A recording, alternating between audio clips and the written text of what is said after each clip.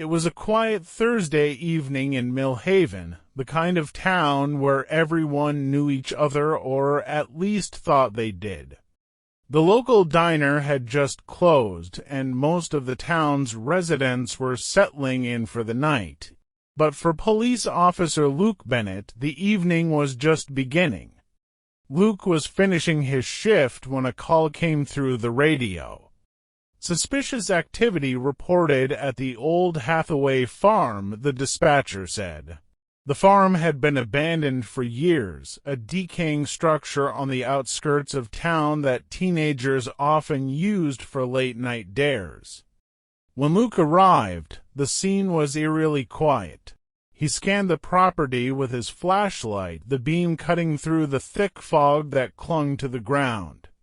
Just as he was about to leave, his light caught something in the barn. A faint glimmer. Moving closer, he found an old metal box. Inside was a stack of photographs and a handwritten note that read, "You've found the first clue. Keep looking." The photographs were old, black and white images of Millhaven from decades ago. But something about them was off. Each picture showed a familiar location in town: a park, the church, the diner, but with subtle differences. In one photo, the church's bell tower had an unfamiliar flag. In another, the park fountain had an engraving that wasn't there now. Luke brought the photos to the station, where he and his partner, Sarah Miller, examined them closely. Sarah noticed something chilling. In every picture, there was a shadowy figure in the background, always standing at a distance, but unmistakably there. "Who do you think this is?" Sarah asked, her voice uneasy. "I don't know," Luke replied, "but it feels like someone wants us to find out." The note from the box wasn't just a cryptic message, it was a map. Luke and Sarah followed it to an old well in the center of town, now sealed off and overgrown. As they approached, they noticed a small envelope taped to the side.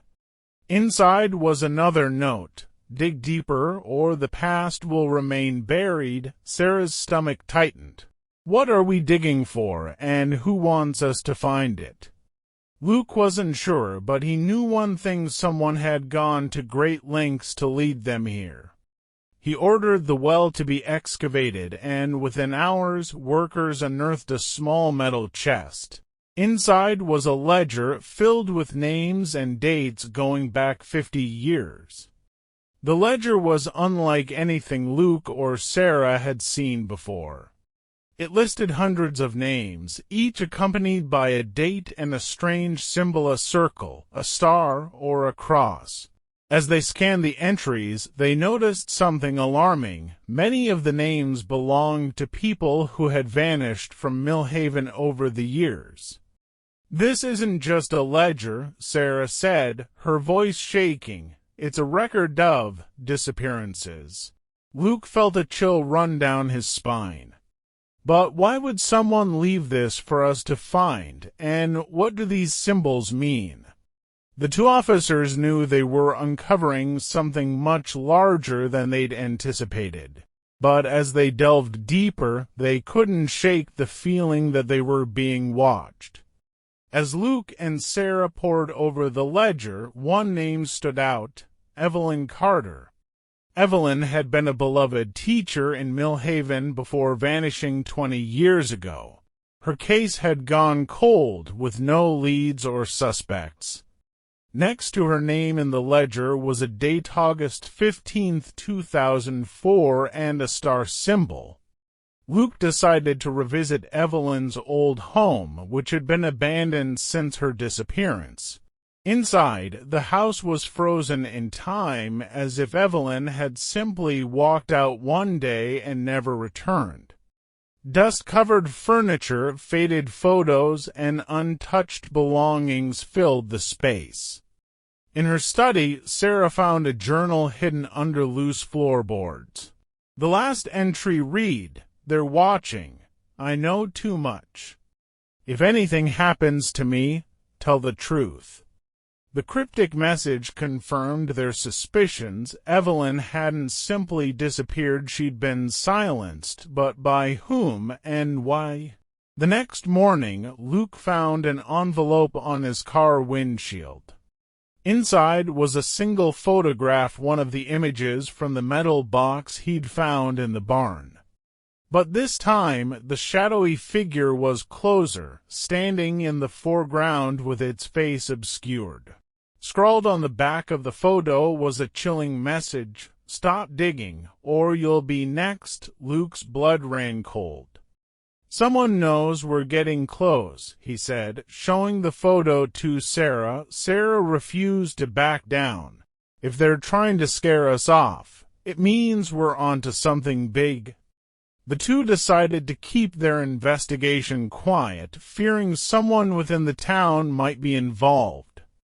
Luke and Sarah returned to the photographs for more clues. One image of the old church bell tower seemed particularly significant. In the picture, the tower had an unfamiliar flag, a symbol matching the star in the ledger. At the church, they climbed the rickety staircase to the bell tower. Behind a loose wooden panel, they found a hidden compartment containing a bundle of papers. Among them was a letter written by Evelyn Carter. "If you've found this, it means they haven't won yet. The ledger is a key. The symbols are their code. Trust no one." The discovery confirmed that Evelyn had been investigating something sinister before she disappeared. But as Luke scanned the papers, he noticed movement below, a figure quickly disappearing into the shadows. The figure from the church led them to an abandoned factory on the outskirts of town. Inside, Luke and Sarah found signs of recent activity: footprints in the dust, extinguished candles, and a pile of newspapers with certain headlines circled. One article caught their attention. It detailed a fire at Millhaven orphanage decades ago, a tragedy that had claimed multiple lives. The orphanage's director, Henry Graves, was listed in the ledger with a circle symbol next to his name. "These symbols must represent what happened to these people," Sarah said. "A star for disappearances, a circle for something worse." Before they could investigate further, they heard a noise, a faint creak of the floorboards. Turning quickly, they saw a figure darting away. Luke gave chase, but the person disappeared into the night, leaving behind only a small trinket, a silver locket engraved with the initials EC. The silver locket engraved with EC couldn't be a coincidence. It had to belong to Evelyn Carter. Luke and Sarah took it to the town historian, Margaret Wills, hoping she could provide some insight. Margaret examined the locket carefully and then paused. "This design is from a limited batch created decades ago," she said. "They were given to key members of the Millhaven Benevolent Society, a group that funded the orphanage and several other town projects. The society had disbanded years ago under a cloud of controversy, with whispers of financial mismanagement and secret dealings." Luke and Sarah realized the ledger might have been tied to this group. Evelyn had been investigating them, and it had cost her everything. As they left Margaret's office, a sense of unease settled over them. Millhaven's history wasn't as innocent as it seemed, and someone wanted to keep it buried. Digging into records of the orphanage fire, Sarah discovered a pattern.